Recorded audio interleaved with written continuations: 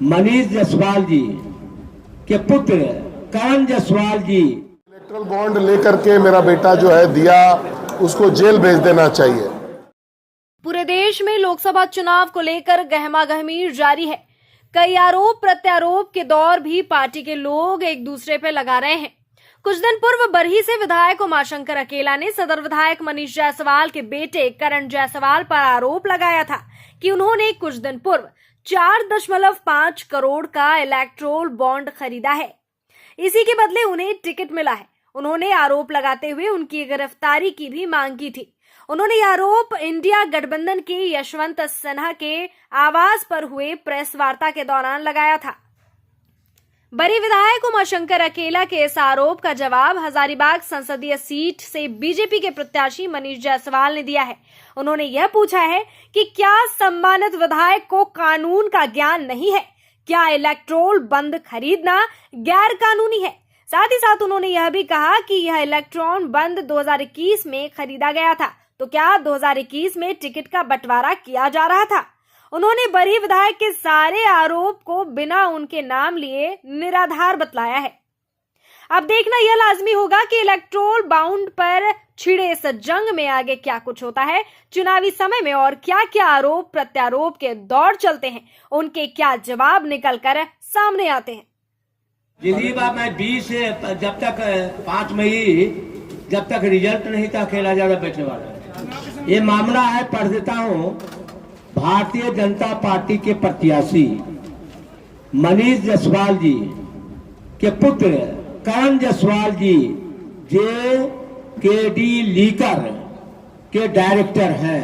उन्होंने 2021 में जुलाई और अक्टूबर में 4 करोड़ का इलेक्ट्रोल बॉन्ड खरीदा है और उसका पिताजी आज भारतीय जनता पार्टी के प्रत्याशी हैं। इसलिए इलेक्ट्रोल बॉन्ड यदि जो हमारे इलेक्ट्रोल बॉन्ड पे आज पूरे भारत में जिन लोगों ने खरीदा है वो बाहर है और जिसके पास कोई नहीं है वो अंदर कर दिया गया है। इसलिए मैंने उठाया कि इस इलेक्ट्रोल बॉन्ड के खरीदने वाले को जेल के सलाखों में बंद हो। आपने बताया, मैंने आप कुछ पूछना हमरा से भाई? 2 विषय एक सम्मानीय विधायक ने कहा जो हम देख पाए। पहला विषय कि इलेक्ट्रल बॉन्ड लेकर के मेरा बेटा जो है दिया, उसको जेल भेज देना चाहिए। तो इलेक्ट्रल बॉन्ड एक लीगल डॉक्यूमेंट है जिसको भारत सरकार ने बनाया, जिसको सुप्रीम कोर्ट ने कह भी दिया कि एक लीगल डॉक्यूमेंट है, इसमें कोई दिक्कत नहीं है। केवल बॉन्ड किसने खरीदा और किसको दिया ये पब्लिश करना चाहिए। तो सभी लोगों ने पब्लिश किया। हम लोग 4थे जनरेशन के व्यापारी हैं। मेरा बेटा, मेरे दादा व्यापारी रहे हैं, मेरे पिताजी व्यापारी रहे हैं, हम खुद व्यापारी रहे हैं। अब मेरा बेटा बिजनेस में है। तो उसने बॉन्ड खरीदा 2021 में और पॉलिटिकल पार्टी को दिया, उसकी मर्जी, लेकिन ये एक लीगल डॉक्यूमेंट है।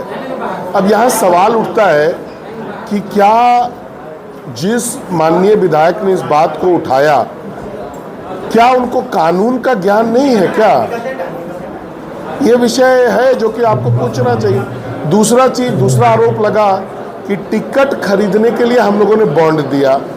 तो ये बॉन्ड 2021 में दिया गया है। ये तो डेट भी है, पब्लिश डेट है कि 2021 में ये बॉन्ड दिया गया।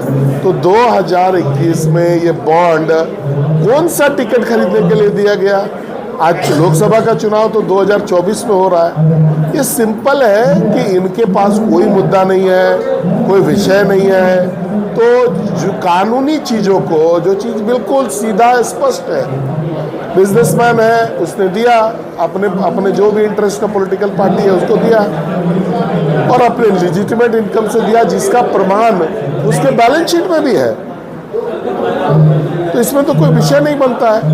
आपको उस सम्मानीय विधायक जी से पूछना चाहिए कि या तो उनको कानून का ज्ञान नहीं है, या तो राजनीति कर रहे हैं बातों को बोल करके कि भाई किस चीज के वायलेशन में जेल जाएगा, क्या गलत किया उसने, कानून के किस धारा का को तोड़ने का काम किया, ये माननीय विधायक जी को बताना चाहिए। और अगर नहीं बता पाए तो सार्वजनिक माफी मांग लेना चाहिए।